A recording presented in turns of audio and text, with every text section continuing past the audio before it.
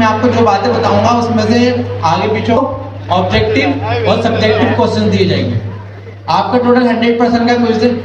उसके अंदर सब्जेक्टिव जो है आपके पास वो 40% है, ऑब्जेक्टिव जो है आपके पास 40% और 60% है। तो ऑब्जेक्टिव का मतलब क्या जानते हो? एमसीक्यूज। ऑब्जेक्टिव आपके पास एमसीक्यूज होंगे, 4 नंबर का एक एमसीक्यूज होगा, 15 एमसीक्यूज होंगे। 15 मल्टीप्लाई 4 60 हो गए, ये आपका ऑब्जेक्टिव हो गया। सब्जेक्टिव में आपके पास 10 नंबर का एक सवाल होगा, दो और 20 नंबर का एक सवाल होगा, 2 सवाल हो गए। 20 मल्टीप्लाई बाय 2 40। ऑब्जेक्टिव के लिए आपको एक एप्लीकेशन होगी, वो एप्लीकेशन में आपके पास सवाल आएगा, सवाल के ऑप्शन आएंगे। 2 टाइप के सवाल होंगे। एक ऐसा सवाल होगा जिसके नीचे रेडियो बटन होगा, रेडियो बटन की पहचान बोर्ड होता है। उस सवाल में कितने आंसर देंगे? 4-5 जो भी ऑप्शन एमसीक्यूज में होते हैं, आप उसमें से कोई एक सिलेक्ट करेंगे, एक सवाल का एक जवाब। उन्हीं सवालों में एमसीक्यूज में आपके पास एक मल्टी आंसर अप्रोच होगी। मल्टी आंसर में क्या होगा? आपके पास चेकआउट बॉक्स होगा, जिसको हम बोलते हैं चेक बॉक्स। उस पर क्लिक भी करेंगे, चेक बना हुआ आएगा। तो चेक बॉक्स में आपके पास मोर देन 1 ऑप्शन आप चूज कर सकते हैं। तो थोड़ा ख्याल से एमसीक्यूज को अटेम्प्ट करना। ये नहीं कि रेडियो बटन आपको मिला तो आपने एक लगाया, चेक बॉक्स पे भी आपने एक लगा दिया। चेक बॉक्स का मतलब है 4 ऑप्शन है, हो सकता है 4 हो गए, चारों सही हो सकता है 3 सही हो सकता है 2 सही हो सकता है 1 सही हो। तो चेक बॉक्स का मतलब है मल्टी आंसर। मल्टी आंसर मतलब एक से ज्यादा ऑप्शन, मोर देन 1 ऑप्शन। और रेडियो बटन का मतलब है सिंगल आंसर। वो आप क्लिक करोगे आपको खुद ही पता लग जाएगा। रेडियो मतलब गोल सा होता है, चेक बॉक्स में चेक बना हुआ था, चेक और होता है। आपने समझ लिया? ये आपका एमसीक्यूज टेस्ट है। एमसीक्यूज टेस्ट में अगर किसी की इंग्लिश बहुत ज्यादा वीक है तो सवाल को बहुत ज्यादा गौर से पढ़ना। जैसे कि एक वर्ड है एक्सेप्ट, इसका मतलब क्या होता है? इसके अलावा, इसके सिवा। आप किसी एक्सेप्ट की मीनिंग नहीं पता, वो तो गलत लगा देंगे, वो तो समझेगा शायद इसी की बात हो रही है। तो कुछ ना ग्रामर और वर्ड्स को अंडरस्टैंड करना हम कोशिश करेंगे आसान इंग्लिश यूज करें। तो जैसे मैंने एक्सेप्ट का वर्ड बता दिया, इसको यूज करना मजबूरी होती है, इसमें बाकियों के हिसाब से ना ऑब्जेक्टिव वाला क्विज कंप्लीट करेंगे। बहुत बेसिक और सिंपल होगा, कोई खतरनाक नहीं होगा। अगर पढ़ा है तो समझ ले पास है। वो जैसे खत्म होगा उसके आगे में एक लिंक आएगा, उस लिंक का ऑप्शन होगा सब्जेक्टिव। सब्जेक्टिव का लिंक आपके पास चैट जीपीटी पे खुलेगा। कहाँ खुलेगा सब्जेक्टिव का लिंक? चैट जीपीटी पर। चैट जीपीटी में आपसे पहला सवाल पूछेगा कोडिंग बेस, उसका आपने जवाब देना है। सवाल का रेफरेंस दे रहा हूँ। सपोज करो आपसे पूछेगा एक स्ट्रिंग है, इसको रिवर्स करके लिखो, या एक एरे है, उस एरे के अंदर इंडेक्स होते हैं, उस इंडेक्स को रिवर्स उल्टा कर दो। सही, ये सवाल का जवाब कोडिंग से होगा। अब बात ये चैट में कोडिंग कैसे करें? हम तो वीएस कोड में कोडिंग करना जानते हैं। तो चैट में आपकी कोडिंग ऐसे होगी कि आप समझे व्हाट्सएप आप चला रहे हो, व्हाट्सएप में आपने किसी को हाई लिख के एंटर करा, क्या होगा? मैसेज सेंड हो जाएगा। हाई लिखा, व्हाट्सएप कंप्यूटर में चला रहे हैं, हाई लिख के एंटर करा, क्या होगा? सेंड हो जाएगा। अगर हमने लाइन ब्रेक करनी है तो आप क्या करेंगे? Shift inter. चैट में लाइन ब्रेक करने के लिए शिफ्ट एंटर दबा देते हैं। कोडिंग करते हुए आपको शिफ्ट एंटर बड़ा काम आएगा। चैट जीपीटी में अच्छी बात है, गलती से एंटर दब गया तो ऊपर वो एडिट का बटन दे देता है। क्वेश्चन सबमिट होने के बाद एडिट नहीं हो सकता, गलती से एंटर हो गया तो एडिट हो सकता है। वो आपको अलाउ का भी ऑप्शन देगा, अलाउ करना है, डिनाई करना है। तो आप ऊपर जाके एडिट करना, दोबारा अलाउ का ऑप्शन देगा, अलाउ करना और नीचे आ जाएगा। सही है, आप गलती से एंटर दब जाए तो ये टेंशन नहीं है। तो आपके पास सब्जेक्टिव में कितने सवाल होंगे?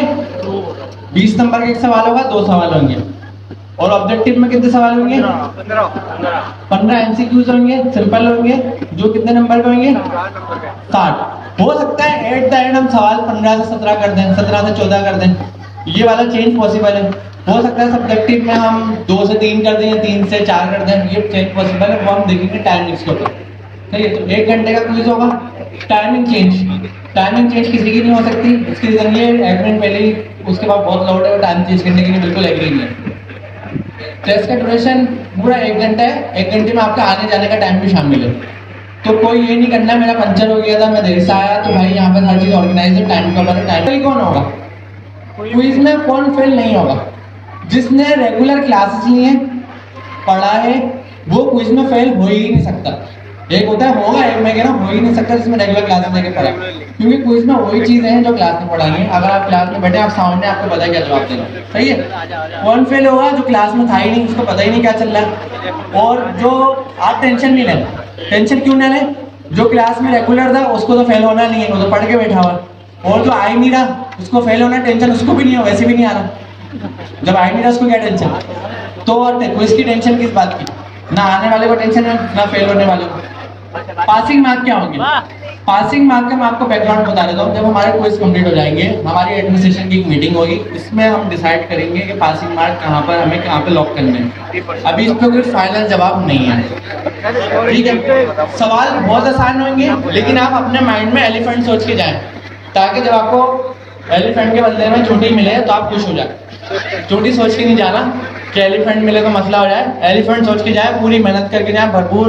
कोई भी आपको गुमराह करे यूट्यूब चैनल्स के ऊपर, ये आएगा वो आएगा, नहीं हो, पढ़ के जाएंगे, कोई मसला नहीं। कौन से क्वेश्चन नहीं आएंगे? ऑब्जेक्ट ओरिएंटेड हमारे क्विज का पार्ट नहीं है, पार्ट ही नहीं है। कौन से क्वेश्चन सबसे ज्यादा आएंगे? Asynchronous programming. अगर आपने एसिंक्रोनस प्रोग्रामिंग अच्छे से करी है, 40% एग्जाम आपका पास है। एसिंक्रोनस प्रोग्रामिंग के सबसे ज्यादा नंबर्स और क्वेश्चंस होंगे। ऑब्जेक्ट ओरिएंटेड का कोई क्वेश्चन नहीं होगा, लेकिन ऐसा हो सकता है कि स्पेसिफिक टॉपिक आपको क्लास में पढ़ाया तो वो तो फिर आएगा। नाइट रमजान में हुई थी, वो एक एक्टिविटी थी, उससे एग्जाम का कोई लेना देना नहीं है। लेकिन बात तो वही है ना, टाइपस्क्रिप्ट तो है, आप बिल्कुल देखें, हो सकता है काम आ जाए, काम की चीज वहां मिल जाए आपको। दूसरे नंबर पे 45 असाइनमेंट्स का एग्जाम से कोई लेना देना नहीं है, लेकिन आप अगर करते हैं तो हो सकता है वो है तो टाइपस्क्रिप्ट काम आएगी प्रिपरेशन के लिए। 100 डेज चैलेंज का टाइपस्क्रिप्ट के क्विज से कोई लेना देना नहीं है, करेंगे तो आप ही का फायदा। इसके अलावा प्रोजेक्ट्स, जितने भी प्रोजेक्ट्स आपको रमजान नाइट में दिए गए उसका कोडिंग से लेना देना, वो क्विज से लेना देनी। क्विज में सिर्फ वो आएगा जो क्लास में पढ़ा है। अब आपको एक बेनिफिट हो गया है, कल YouTube पे मैंने एक वीडियो शेयर करी है चैनल के ऊपर, मेरी वीडियो आपको मिल गई होगी। वो वीडियो सर मुबश्शिर ने क्लास रिकॉर्ड करी है, कल इत्तेफाक से वो क्लास रिकॉर्ड हो गई। हमारा जूम पे पढ़ाने का मिशन था, वो लाइव चले गया और रिकॉर्ड हो गई। 4 घंटे की one of the best class है। मैं आपको अपने एक्सपीरियंस से बोल रहा हूँ, 10 साल का मेरा इस फील्ड में एक्सपीरियंस है। एसिंक्रोनस प्रोग्रामिंग टाइपस्क्रिप्ट की दुनिया में आप किसी भी वीडियो से मुझे मैच करके चैलेंज कर दें, सबसे बेस्ट वीडियो रिकॉर्ड होगी। हमारा एक्सपेक्टेड नहीं था, वो हो कैसे गई हमने, इसके लिए ऑल द बेस्ट। और बाकी टेस्टिंग वर्क में आपको शेयर कर दूंगा पहले से, कोई टेंशन किसी को नहीं है, सब व्हाट्सएप पे आ जाएगा। मैंने बता दिया एसिंक्रोनस प्रोग्रामिंग सबसे ज्यादा आएगी, बाकी सारे क्लास के टॉपिक नेक्स्ट होगा। तो आप लोग कोशिश करें नेक्स्ट क्वार्टर में आने से पहले HTML CSS स्ट्रॉन्ग करके आए, ताकि उसकी स्ट्रॉन्ग हो गई है। अगर नेक्स्ट का हेलो वर्ल्ड कर सकते हैं तो कर लें, नहीं कर सकते तो हम करवा देंगे। HTML CSS एटलीस्ट पढ़कर आए, नेक्स्ट करके स्टार्ट कर दें। और thank you so much. Allah.